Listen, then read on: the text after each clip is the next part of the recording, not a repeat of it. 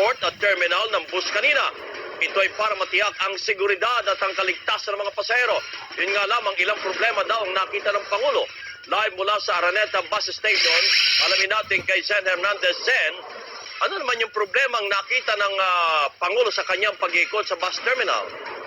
Sa pangkalahatan naman, kabayan, ay sinabi rin ni Pangulong Aquino na may nakita rin naman siyang improvement. Halimbawa dyan, yung sa Pier 2 kanina, yung x-ray na ginagamit nila na dati ay black and white, ngayon colored na. Napansin niya rin na tila mas organisado yung sitwasyon mula sa pier, papunta sa airport hanggang dito sa bus terminal. Pero syempre, hindi pa rin nakaligtas na hindi niya mapansin yung mga minor na problema sa pasilidad, partikular na dito sa mga upuan at sa CR ng NAIA Terminal 3.